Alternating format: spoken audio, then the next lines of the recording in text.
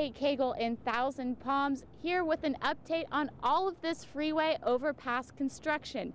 There's 5 of these overpasses being worked on right now in Coachella Valley, and each project has created more than 250 jobs.